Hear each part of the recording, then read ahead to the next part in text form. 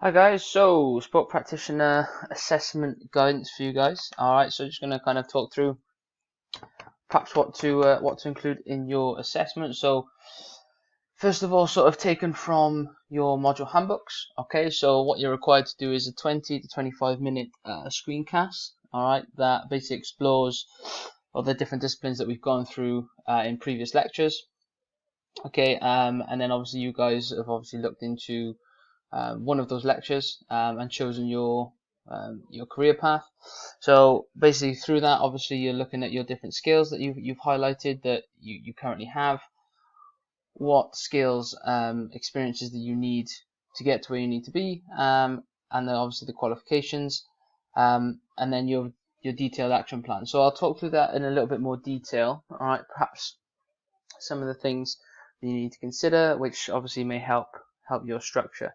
Okay, so in terms of your screencast presentation, just do like I'm doing now, and you're providing that voiceover. Obviously, you've engaged in that before. You provide the YouTube link. Okay, so upload it to YouTube as an unlisted video, so nobody else can get it. And then you send me the link. I can click on the link, and then obviously I can access your video and mark it from there. So in terms of things to consider, so you obviously got access to this on your Blackboard. But some of the things that sort of I want you to consider, the first thing we looked at was reflective practice. So we obviously looked at various different cycles. So perhaps consider how you use reflective practice in terms of your approach to the module. Okay, so what cycle was it? Gibbs reflective cycle? Was it Kolb's? Whichever one you've sort of chosen and you focused on, what reflective cycle did you use in order to reflect sort of on your own practice and your own journey up until this point? That is obviously a great opportunity to get some literature in there. Okay, so make sure they're from academic sources regarding reflective practice. Okay, what I want you to then do is perhaps consider the nature of sport that sort of we see, multidisciplinary, interdisciplinary, the difference perhaps between the two. All right, why are they both used? And again, a good opportunity to get some literature in there. Perhaps consider what we commonly see in sport. What you're then going to do in this part in particular, all right, is demonstrate. So when I asked you, obviously during lectures, to look at 3 different disciplines within your group, this was the rationale for it. Okay, so I want you to tell me a little bit about some of the disciplines, not massive detail, just general roles and responsibilities. But then obviously what I want you to do, okay, is focus on one discipline. So you're talking about perhaps 2 or 3 here just to demonstrate some wider knowledge. But then I want you to choose one discipline, which is your preferred discipline that you're looking to go into. Okay, so that could be teaching, coaching, exercise physiologist, biomechanist. All right, so you should all have that in mind, and obviously we've looked at that during the lectures. What I then want you to consider is an understanding of the PDP process and what that is. Okay, so obviously there's a lecture with a cycle on it, which represents the PDP process that we're going through. All right, and a great opportunity again to get some literature in there regarding personal development planning, what it is, how it's used, and how it can be effective, and the benefits of it.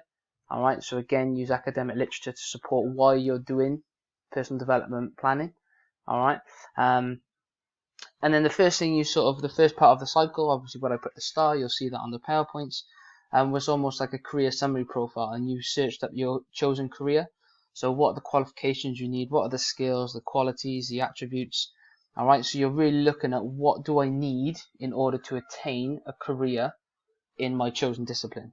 Okay, you then sort of self-assess against your career profile. So this is like, where am I in my journey now? All right, and what do I need? All right, and this will form sort of the start of your action plan, because what your action plan starts doing is addressing then the gaps between where you are and where you want to be. Okay, so for example, I know a couple of you, so you need a lot of the time a 2-1 if you want to get onto a PGC in teaching. So that will obviously be one of your priorities. Some of you need to sit English or maths again to get a B because you need a B to be a teacher, and so on and so forth. Okay, so just think about that. Your action plan is obviously then that sheet that you guys have sort of filled out, where you kind of talk about what your action is. So what do you need to address? Who can help you? All right. Attain that, sort of a timely target. So we talked about SMART targets, and what are the sort of the strategies for doing that. All right. and obviously that was one of the lectures we did. There is an action plan sort of performer that you filled out, so I'll probably expect to see some evidence of that in there. Within your action plan then, obviously you did some learning questionnaires and things like that to identify what sort of learner you are, how you learn best. Alright, so you did like Henny and Mumford, you've done the VART questionnaires, and there was a couple of others that you engaged with, okay, so Howard Gardner was the other one, multiple intelligences. So how can you use that perhaps to help your action planning, particularly in the strategy? So if you need certain qualifications and you learn best a certain way, just consider how you can sort of utilize that information. I then need to see a work-based learning letter. Alright, so there's an example of what I did back when I was in university, so I'm not saying it's the best, but it just gives you a bit of an example. And a skill-based CV within your application. So this is really requesting work-based learning within a particular field for this role. Okay, so whatever your summary role was based on, alright, on your career profile, that's what the work-based learning should be for. Okay, and then what I want you to sort of do is just conclude with your summary priorities. Okay, so what are the main priorities that you're going to do short term? So for your foundation degree, so for you guys over the first 2 years, and then what are the priorities for your degree, and then what does your journey look like after that? So after finishing your degree, okay, what are sort of your priorities after that? Also just consider things like not just on the foundation degree, do you need certain experiences sort of along the way? Do you need certain additional qualifications? So again, i.e. teaching, you would need certain coaching qualifications to help support sort of your PGC application, okay? And obviously if you're looking wider, so biomechanist, physiologist, performance analysis, you will need experience in that field. All right, so just consider the priorities, but then also the implications for that. So what does that mean for you? How are you going to obtain whatever you need? Okay, so I would expect to see some sort of evidence of this process, all right, in your assessment.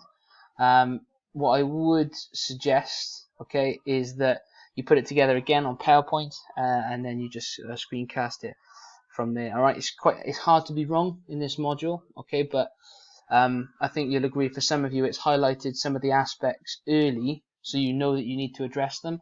So it'd be no good thinking about this sort of stuff when you finished your top up, because it's almost too late. Okay, so it is a worthwhile process. Hopefully you've engaged with the thing as we've gone along. If you have done that, it makes the putting it together a hell of a lot easier. All right, if you haven't, you got some work to do. All right, so hopefully that makes sense. All right, if you've got any questions at all right, just let me know. But it should be pretty self-explanatory. Like I said, if you've engaged with the module as we've gone along, this will become quite straightforward for you. It's just a case of sort of putting it together. All right, any questions, let me know, and I will speak to you guys later on. Ash out.